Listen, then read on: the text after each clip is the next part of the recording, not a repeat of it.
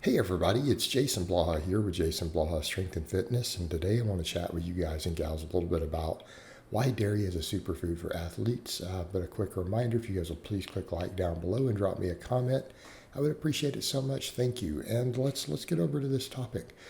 So, on the topic of dairy, the data on it's pretty solid. It's very compelling. It's very strong.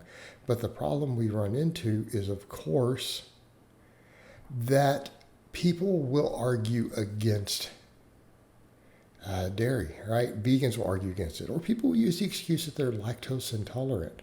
Well, you're lactose intolerant doesn't mean there aren't some dairies you can consume. And just because someone is lactose intolerant doesn't remove the benefits, okay? But vegans will make the craziest arguments. It's always these different appeals to nature, you know, they'll talk about, well, we're the only species that does this, and milk is for babies, and so on and so forth. And it's like, okay, well, you're also drinking strange artificial nut juices. But I think that those are not good arguments either. People say, well, there's a replacement for milk. Well, no, there's no replacement for any food, right? No replacement for any food. We're consuming dairy for its benefits as an athlete. So from a fitness perspective, we have to see it that way. We're not consuming milk or dairy because we need something to put in our cereal as athletes and lifters and fitness people. I don't even eat cereal, yet I still drink milk. See the point? Nothing to do with that, because again, cereal is mostly junk food. Why are you even worried about cereal? So that's it's a cultural discussion they're having as a replacement. Okay, that's a cultural discussion of why they need these replacements for it. Nothing to do with nutrition, because those replacements are not suitable, because they don't meet any of the criteria of why we consume dairy. But let's talk about what these benefits are. All right, right at the top of the list, the high quality, high bioavailable protein. Okay, we need to be clear on that. In terms of protein quality, the only thing that really competes with it is eggs. Okay, milk proteins in general, highest bioavailability. Now, does that mean that meat and other animal sources are not extremely high bioavailable? No, of course they are. They still are. They absolutely are. But if we're going to talk about the absolute limit of every last gram having the most benefit to us for absorption, utilization, muscle building, I mean, dairy in general, the whey and casein proteins, which are what's in milk, are pretty much king. They're right there at the top. So what do we mean by that? We mean gram for gram, they're slightly better. So that's kind of this whole thing. We talk about grams of protein. Well, they're not all equal, right? So in other words, to equal what we get from 100 grams of dairy protein, you might need 110 grams of, say, beef or chicken, depending upon what's going on there. Does that make sense? So when you look at it, it is slightly superior. It is slightly superior. Whereas, and I've said to a lot of people, as long as you're eating a whole foods diet in general, once you start getting something like 50 grams of dairy protein a day, as a male, I almost guarantee you your protein is going to be in a good range for building muscle. Okay, it's going to be an extremely good range, right?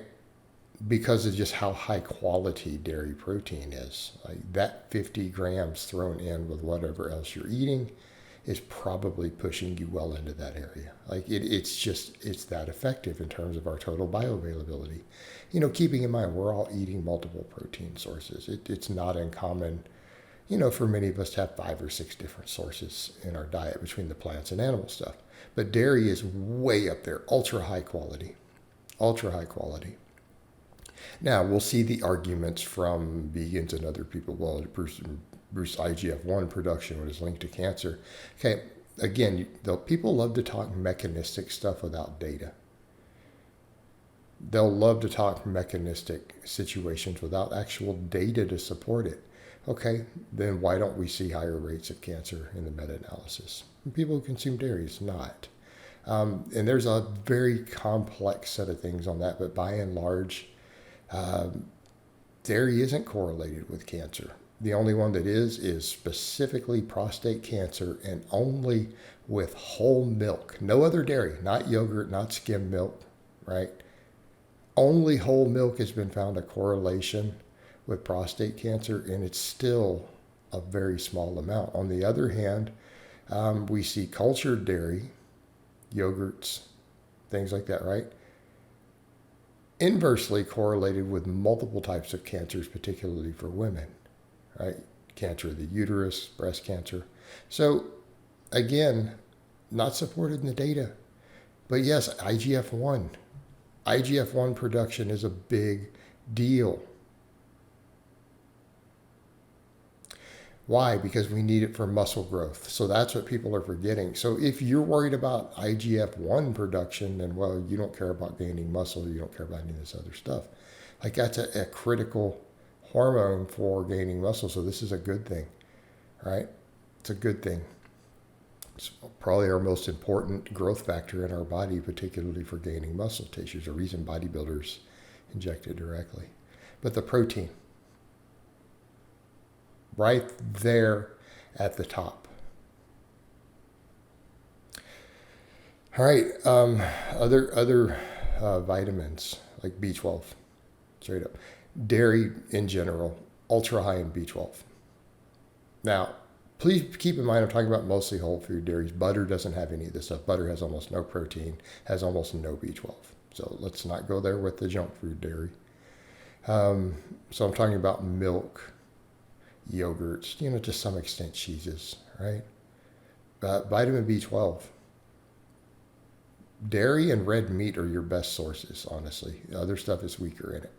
If you're not getting either one of those in your diet, you probably are going to have to supplement some B12 if you're not consuming any dairy or red meat. Like, if you want to be optimal, but right there, B12. All of our other minerals, our most important minerals, okay, which also affects hydration. So what minerals? Calcium, magnesium, potassium, right? Milk and most dairies are very, very high in these things, right? Critical for muscle growth, critical for performance, critical for hydration.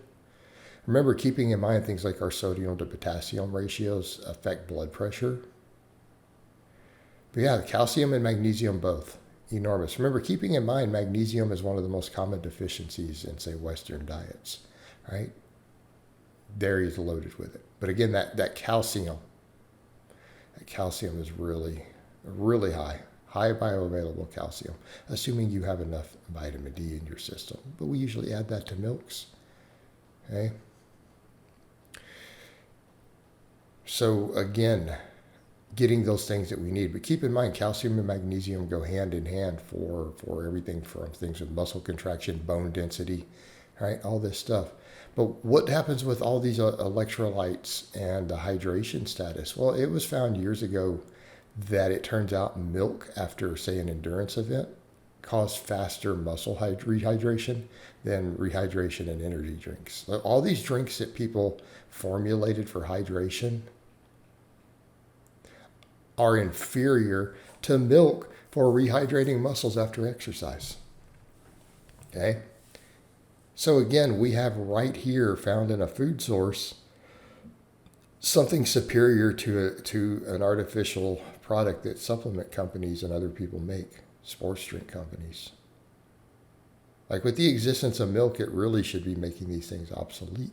The only course of difference is they don't have to be kept cold to keep from going bad. Okay, fair. But we have that. So again, when we start looking at muscle growth, we start looking at hydration, we start looking again at B12, looking at calcium, magnesium, potassium. Dairy wins out. Okay, dairy is absolutely amazing for these things, and so again, it's has these benefits, and the negatives that people throw at it are just not reality. It's always strange appeals to nature, false claims about the links to cancer. That again, not really what the meta-analysis and things find. And ultimately, keep in mind, at the end of the day, muscle mass is protective against cancer. Insulin sensitivity is protective against cancer. Right? Dairy helps us get these things. So if we're going to really talk for fitness people, and this is what we're talking about in athletes, If anything, dairy takes us in the direction of being protective against cancer, diabetes, things like that. All right, guys, but that's really all I have to say on that today. I hope it's been informative, and I'll talk to you guys and gals next time.